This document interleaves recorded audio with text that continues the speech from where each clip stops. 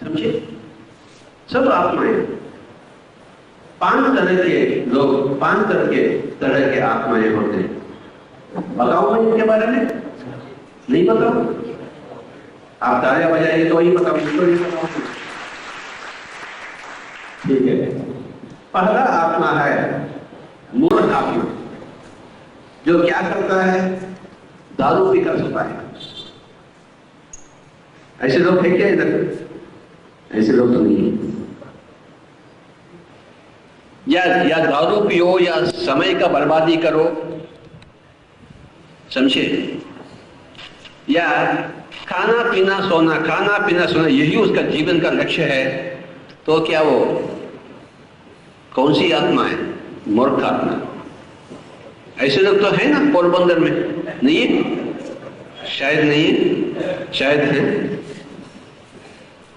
जो अपना समय का जीवन को व्यर्थ करते हैं, व्यर्थ बेकार बातों में उलझे हुए रहते हैं सुबह से लेकर रात तक, और जीवन पर ये दोनों, ये सब मूर्ख आत्मा का जीवन शैली। ऐसे लोग है क्या पोरबंदर में? शायद है, शायद नहीं है। तो जो अपने आप के जिंदगी को बर्बादी करते हैं, बर्बादी में डालते हैं, बर्बाद करते हैं, तो हम उनको कहते हैं, क्या कहते हैं? मूर्ख आत्मा। जोर से कहिए, ऐसा ये उंगली ऊपर कर बोलो। अब दूसरा ये बोलो, ये क्या है? ये है दुष्ट आत्मा। दुष्ट यानी दूसरों के ऊपर हमला करने वाला, दूसरों को मारपीट करने वाला, गुंडागिरी करने वाला, मांस खाने वाला, दूसरों को, प्राणी को खत्म करने वाला। ऐसे लोग है क्या पोरबंदर में? नहीं है? शायद नहीं है, शायद है। जो लोग प्राणी का हत्या करते हैं, जो समुद्र में मांस को पकड़कर काट कर खाते हैं, वे सभी लोग दुष्ट आत्मा। बकरी को काटते हैं, या सांस बनकर बहू को सताती है, ये क्या है? ऐसे आप कैसे ऐसे हैं? सांस नहीं, आपके पास बहू है तो दूसरे प्राणी कोटि को पीड़ा देते हैं, तो उसको क्या कहते हैं हम? दुष्ट आत्मा। पहला क्या है? दूसरा? हाँ, पहला है कुंभकर्ण के जैसे, यानी खाना पीना सोना, दूसरी बात नहीं। दूसरा लोग हैं दुष्ट आत्मा रावण के जैसे, सबको मारना, अपना खजाना भरना। समझ में आया? अब कितने लोग बच गए? जोर से कहो, मूर्खात्मा, दूसरा दुष्ट आत्मा, तीसरा शुभ आत्मा। अर्थात 4 रोटी कमाते हैं, 2 रोटी खाते हैं, 2 रोटी दूसरों को देते हैं, दूसरों के सहायक बनते हैं, जितना होता उतना। तो ऐसे लोग है क्या पोरबंदर में? है? बिल्कुल है। चाहे मूर्खात्मा नहीं है, चाहे दुष्टात्मा भी नहीं है, परंतु शुभात्मा तो है ना? ये है विभीषण के जैसे। विभीषण कुंभकर्ण के जैसे नहीं है, ना ही रावण के जैसे। विभीषण तो विभीषण मूर्खात्मा नहीं, दुष्टात्मा भी नहीं, शुभ आत्मा। अब कितने बच गए? हाँ, ये क्या है? ये है महात्मा, यानी अपना सब कुछ दूसरों को दे देता है। 4 रोटी कमाता है, 4 रोटी दे देता है, अपने दिन के 24 घंटे दूसरे लोगों के दिए। महात्मा गांधी जी ऐसे थे ना, अपने आप के लिए कुछ रखा, कुछ करा। तो आप क्या कर रहे हैं? आप महात्मा के जैसे क्यों नहीं है? आप है क्या महात्मा के जैसे? क्यों नहीं? क्या हो रहा है? पोरबंदर में होते हुए तो जोर से कहिए, ये उंगली ऊपर रखो, मूर्खात्मा, दुष्टात्मा, शुभात्मा, महात्मा, अब एक बच गया है। बोलो परमात्मा, बोलो बोलो। हम गौतम बुद्ध को महात्मा कहते हैं या परमात्मा कहते हैं? वेद व्यास को महात्मा कहते हैं या परमात्मा कहते हैं? जीसस कहते हैं या परमात्मा कहते हैं? देखिए, जो आध्यात्मिक बनता है और सभी को आध्यात्मिक बनाने में सतत प्रयास करते ही रहता है जीवन भर, दिन के 24 घंटे, वे लोग हैं परमात्मा।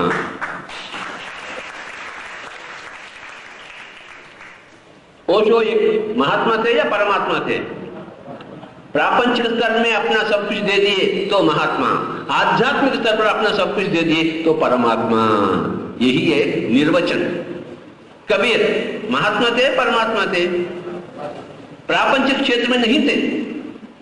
महात्मा गांधी जी प्रापंचिक क्षेत्र में थे, परंतु कबीर जी आध्यात्मिक क्षेत्र में, गौतम बुद्ध आध्यात्मिक क्षेत्र में। हाँ यार, सभी लोग ऐसा ऐसा बताइए। हाँ, हमें परम आत्मा बनना ही है। किस जन्म में? अगले जन्म में या इस जन्म में? नहीं, अगले जन्म में। प्लीज यार, नो प्लीज, अगले जन्म में प्लीज यार। इस जन्म में कुंभकर्ण की जैसे रहेंगे ना, प्लीज। खाना है ना, पीना, प्लीज यार। हाँ, मुझे बहुत कुछ खाने का है। देखिए, हमें परम आत्मा बनना ही है। अति आसान काम है, कोई मुश्किल काम नहीं है परमात्मा बनने का। समझ में? अगर परमात्मा बनने का मुश्किल काम होता तो कबीर जी परमात्मा नहीं बनते, ओशो जी परमात्मा नहीं बनते, संत ज्ञानेश्वर परमात्मा नहीं बनते, कोई भी नहीं बनता अगर मुश्किल हो तो। क्योंकि आसान है सब कुछ बन रहे, परंतु हम तमन्ना ही नहीं रखते परमात्मा बनने का। यही है अपना दोष। एक स्त्री, एक लता मंगेशकर बन सकती है, एक पुरुष भीमसेन जोशी बन सकता है, तो आप क्यों नहीं बनते पोरबंदर में? क्या कर रहे हैं राठौर? सुबह से लेकर रात तक बेकार बातें अक्सर। Am I right? Yes or no? PT Usha कैसी भागती है? आप भाग सकते हैं क्या उससे? क्यों नहीं? आपके पास पैर है, परंतु ख्वाहिश नहीं आपके पास, ना पीटी उषा की जैसे बनने के लिए, ना लता मंगेशकर के जैसे बनने के लिए, ना मदर टेरेसा के जैसे बनने के लिए, ना बुद्धा के जैसे बनने के लिए। अरे हमें तो कुंभकर्ण के जैसे बनना है, खाना पीना सोना।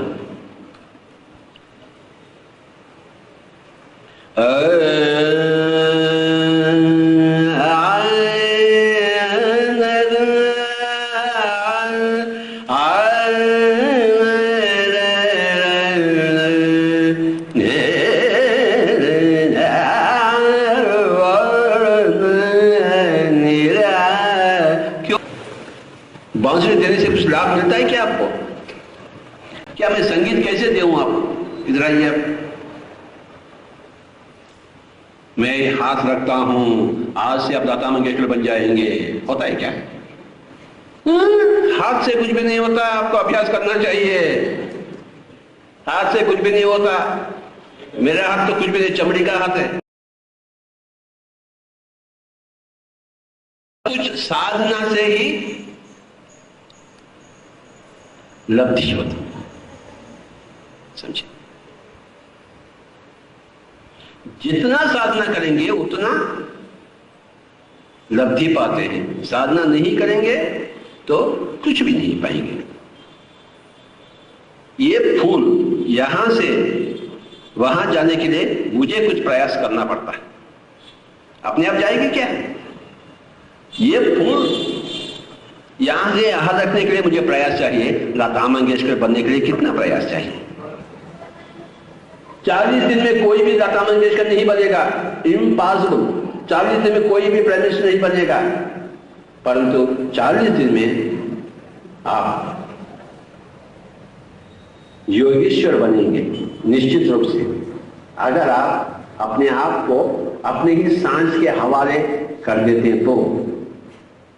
समझ में? अपने मन को अपने ही सांस के हवाले कर देना, समझ में?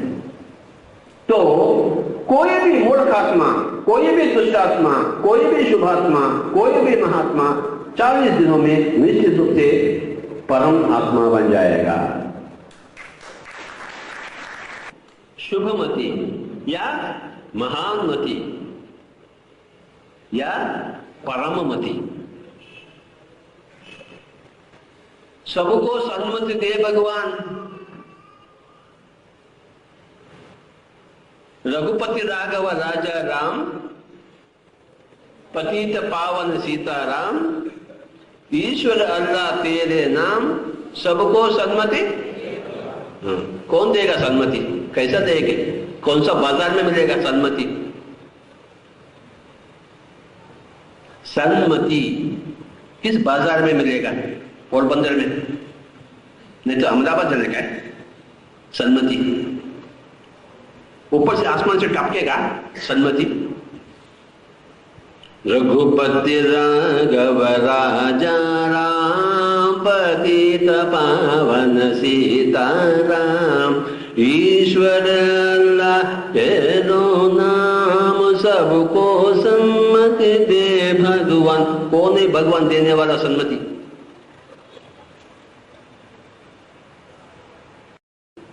यह आप पाने का है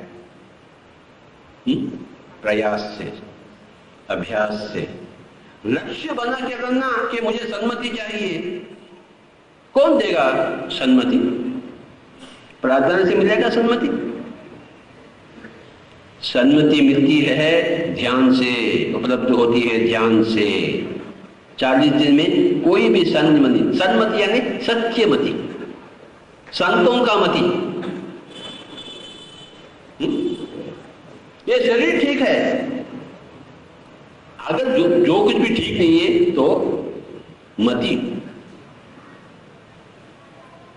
हमें किस चीज को ठीक करनी है? नाक को या कान को, आंखें को,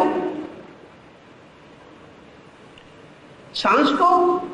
सांस, इसकी सांस ठीक है या मेरा सांस ठीक है? स्वामी जी का सांस, किसका सांस ठीक है? फिर सांस में बदलाव क्यों? सांस में ऐसा क्यों? क्या हो रहा? फिर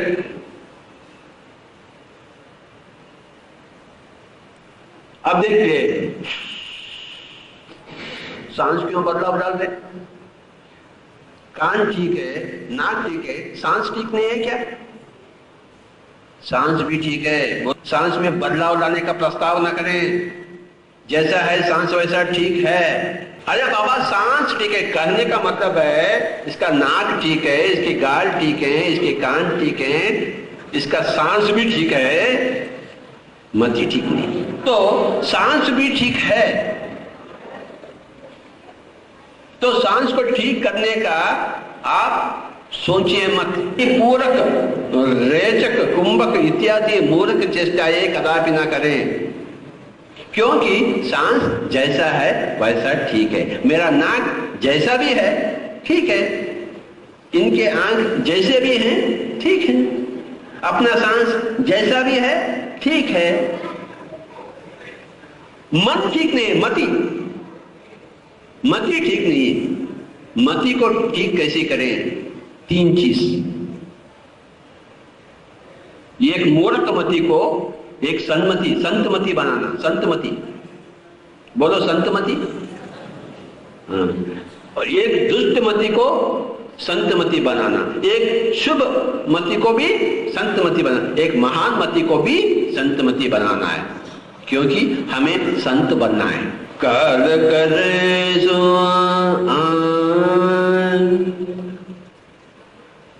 काल करे सो आज करे सो अब। पल में प्रलय होगा, बहुरी करोगे कब? जो कुछ करने का है आज करने का है। कबीरा सच बोले, कबीरा शुभ बोले,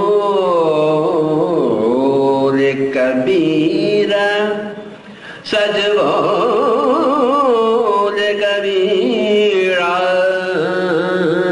शुभ बोले काल करे सो आज, आज करे सो अब पल में प्रलय होगा, बहुर करोगे कब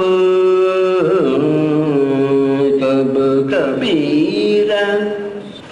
दुख में सुमिरन सब करे, सुख में करे न कोई, सुख में सुमिरन करे, दुख का है कोई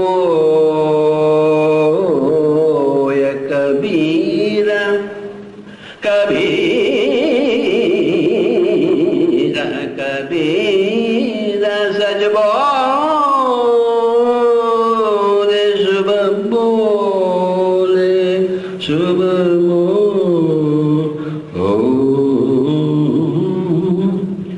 चाहत कमी है। चाहत के बाद तरीका नहीं जानते, तरीका जानने के बाद अभ्यास नहीं करते। तीन चीज चाहिए, चाहत चाहिए, तरीका सीखनी चाहिए, फिर अभ्यास करना चाहिए। चाहत है आत्मा बनेंगे, तरीका है आनापानसति। आज मैं आपको आनापानसति बताऊंगा। आज से 40 दिन आपको अभ्यास करना पड़ता है। सांस के साथ हरकत ना करें, पहला बात। सांस को प्रणाम करें, दूसरी बात। सांस में लीन हो जाए, तीसरी बात।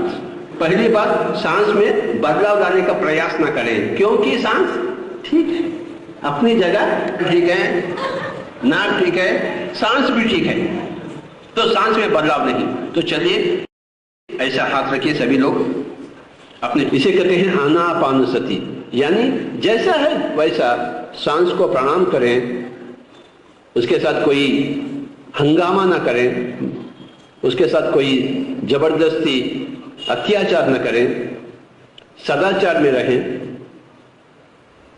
जैसा है सांस वैसा प्रणाम करते हुए, सांस को अपना गुरु बनाते हुए मन को सांस के संगत रखनी चाहिए, ताकि मति, मूर्ख मति सन्मति बन जा रहे। 40 दिन में 40 दिन में सन्मति हमें चाहिए। हम स्वयं अपने भगवान हैं, दूसरा कोई अपना भगवान नहीं। हमें अपने आप को देनी चाहिए सन्मति। कैसे? भला आनापानसति के द्वारा, क्योंकि आप सभी लोग सन्मति चाहते हैं, संतमति चाहते हैं, संत बनना चाहते हैं, अगले जन्म में भी नहीं, इसी जन्म में। इसीलिए आप यहां पधारे। बाहर से आती हुई सांस जैसा आता है वैसा, भीतर से बाहर जाता हुआ सांस जैसी जाती है वैसा, उसमें कोई बदलाव लाने का प्रस्ताव न करें आप। उसे ही नमन करते हुए मन को सांस के निकट बिठाना, मन को सांस से संगम करवाना, इसी को कहते हैं मन को सांस का सती बनाना, आनापान सती। इसे कहते हैं पवन पुत्र बने, मारुति पुत्र बने। ना ही कोई सोच, ना ही कोई विचार। भूल जाइए माता पिता, पति पत्नी, बच्चा बच्ची, पोता पोती, अड़ोस पड़ोस, राम और कृष्ण, सभी लोगों को भूल जाइए। हम सब परम आत्मा बनना चाहते हैं, अगले जन्म में नहीं, इसी जन्म में। तो क्या कुछ, कितना कुछ करना पड़ता है आपको? कम से कम 40 दिन तो करना ही पड़ता आपको। बस अपने ही घर में आंखें बंद कर बैठे, पति पत्नी दोनों आंखें बंद कर बैठे, माता पिता बच्चा बच्ची चारों लोग आंखें बंद कर बैठे, और अपने ही सांसों के साथ जुट जाए, वायुपुत्र बन जाए, तो बजरंग बली बनी, परम आत्मा बने। क्यों नहीं बने? क्योंकि अपने पास तमन्ना है। दूसरी बात तो अभी तरीका भी हम जान लिए हैं, अब अभ्यास बाकी है, 40 दिन की अभ्यास। आज हम संकल्प लेंगे, हम परमात्मा बनकर ही छोड़ेंगे, अगले जन्म के लिए कुछ भी नहीं छोड़ेंगे। और 40 दिन हम पकड़ लेंगे इसे। ये एक दृढ़ निश्चय, एक दीक्षा, ध्यान दीक्षा, आनापानसति की दीक्षा। हम मूर्खमति को संतमति के जैसे बदलाव कर कर ही छोड़ेंगे, क्योंकि हम किसी से कम नहीं, ना ही कोई कबीर से, ना ही कोई संत ज्ञानेश्वर से। और कितना जन्म लेना चाहते हैं आप? जितने जन्म लिए काफी हैं क्या? ध्यान ही एकमात्र भाग्य है। हमें भाग्यशाली बनना है।